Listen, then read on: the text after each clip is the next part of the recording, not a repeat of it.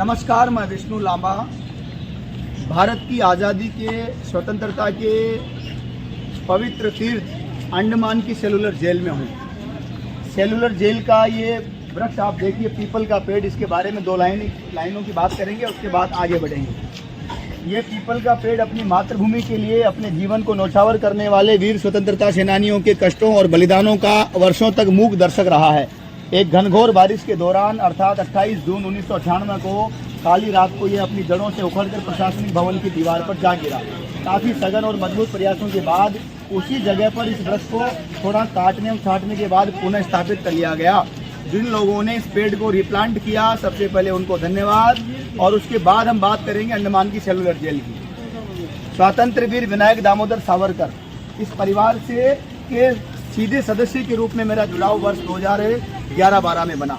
स्वतंत्र वीर विनायक दामोदर सावरकर को लेकर के बचपन से लेकर आज तक कई सारे अनुभवों की बातें इधर उधर से सुनते आ रहे हैं। एक बार सेलुलर जेल जरूर आइए और उनकी वास्तविकता देखिए। स्वतंत्र वीर विनायक दामोदर सावरकर और उनके साथ वाले जितने भी लोग थे, उन महान क्रांतिकारियों ने जितना त्याग, तपस्या और बलिदान यहाँ पर दिया है, जो यातनाएं उन्होंने सही है, जो अमानवीय कृत्य उनके साथ घटित हुआ है, उसे महसूस करके और फिर निर्णय लीजिए कि असली भारत रत्न के हकदार कौन है। स्वतंत्र वीर विनायक दामोदर सावरकर के परिवार से सीधा सदस्य होने का गौरव मुझे वर्ष 2011 में हिमानी ताई सावरकर के माध्यम से प्राप्त हुआ। मुझे खुशी है कि भारत के, चाहे वो करतार सिंह सराभा हो, भगत सिंह हो, उधम सिंह हो या लक्ष्मीबाई हो, भगत सिंह, राजगुरु, सुखदेव, तात्या टोपे, लक्ष्मण अंत कान्हारे, जितने क्रांतिकारी परिवार रहे हैं, ऐसे परिवारों को तलाश करके माननीय राष्ट्रपति, तत्कालीन माननीय राष्ट्रपति, भारत रत्न हम सब के आदरणीय नेता स्वर्गीय प्रणब मुखर्जी की सेवा में उपस्थित करने का एक सौभाग्य प्राप्त हुआ। और उन्हीं की कृपा से हमारा ये पर्यावरण संरक्षण का कार्य थोड़ा सा आगे बढ़ा और यहाँ पर आज पहुँचे तो यहाँ पर भी एक वृक्ष को मूक दर्शक के रूप में उन यातनाओं का कहीं न कहीं गवाह रहने का अवसर मिला। वह वृक्ष आज देख करके, वो स्थान आज देख करके हम ये महसूस कर सकते हैं कि स्वतंत्र वीर विनायक दामोदर सावरकर और उनके साथियों को किस प्रकार की यातनाएं दी जाती रही होगी। जो लोग सावरकर पर आसानी से प्रतिक्रिया दे देते हैं या प्रतिक्रियाएं समाज में जो होती है उन्हें सुन करके कहीं न कहीं सच मान लेते हैं, उन्हें एक बार यहाँ पर अंडमान की सेलुलर जेल में आना चाहिए।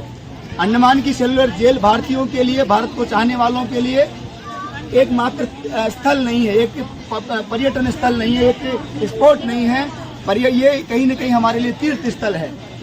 भारत के लोगों को, भारत में पैदा होने वाले हर व्यक्ति से मेरी प्रार्थना है, परिस्थितियां जो भी रहे हो, आपके पास किराया ना हो, साधन संसाधन जुटाइए, प्रयास कीजिए, मजदूरी कीजिए, मेहनत कीजिए, कुछ भी कीजिए, जीवन में एक बार सेलुलर जेल आइए और ये महसूस कीजिए कि जिस आज़ादी की खुली हवा में हम सांस ले रहे हैं वो बहुत आसानी से नहीं मिली है।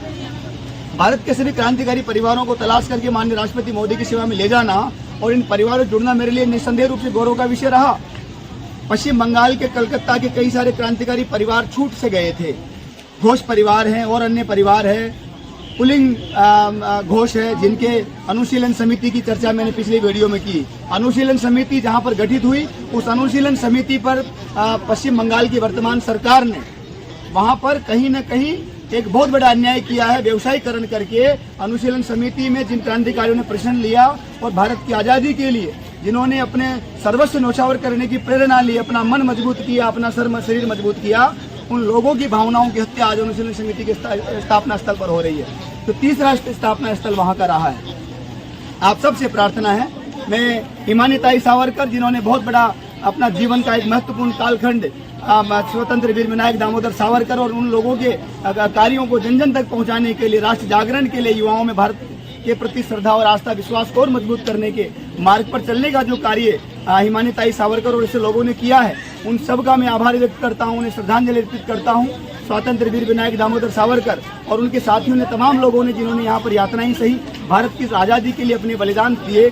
यहाँ पर 30 पौंड तेल पेलने का भी हमने कोलू वाला स्थल अभी देखा है, फांसी घर भी हमने देखा है। यहाँ जो यातनाओं का जो मार्मिक दृश्य रहा होगा, जो दर्दनाक दृश्य रहा होगा, उस वास्तविकता को महसूस करने के लिए एक बार जीवन में स्वतंत्र वीर विनायक दामोदर सावरकर, उनके क्रांतिकारियों का ये जो बलिदान स्थल है, उस पर जरूर आइए, इस तीर्थ पर जरूर आइए। बहुत बहुत धन्यवाद। वंदे मातरम।